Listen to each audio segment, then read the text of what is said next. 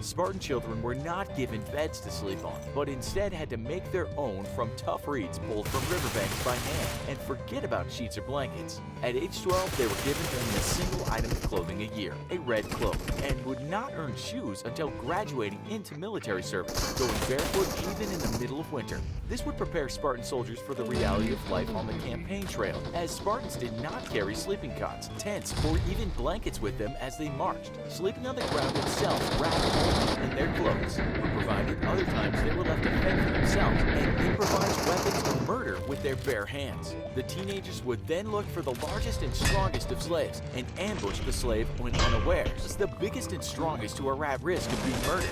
Though participants in a crypteia could be punished with beatings if caught, the beatings were punishments not for the murder, but for actually being caught. Upon joining the army at age 20, Spartans drilled day and night in battle formations. Spartan armies made the use of the dreaded phalanx formation, in which rows of soldiers would be stacked one after the other, with each soldier's shield protecting the right flank of the man next to him. This created an impenetrable wall of bronze bristling with spear points that was nearly impossible to defeat as long as it held its cohesiveness. Yet, as powerful as the phalanx was, if discipline failed for even a second and the army forced an opening, the entire formation would shatter, leaving soldiers vulnerable and exposed. This, in essence, was the entire point of Spartan training. The phalanx must never break, and in fact, Spartan phalanxes hardly ever did. With row after row of soldiers, each Spartan would push his shield into the back of the men in front of him, pushing the entire formation forward and pressing into the enemy.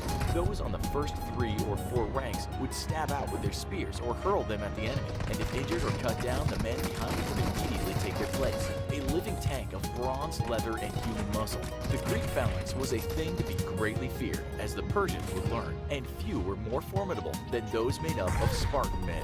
Spartan society revolved entirely around their military might, and their adult life from ages 7 to 60 was devoted entirely to training and fighting. While not at war, Spartans spent every waking moment training and drilling, honing themselves for future battles. The ancient Greek historian Plutarch commented that for Spartans, war was seen as almost a holiday, saying their bodily exercises were less rigorous during their campaigns, and they were allowed a regimen less rigid. They were the only men in the world for whom war brought a respite in the training for war, yet brutally overseeing a population.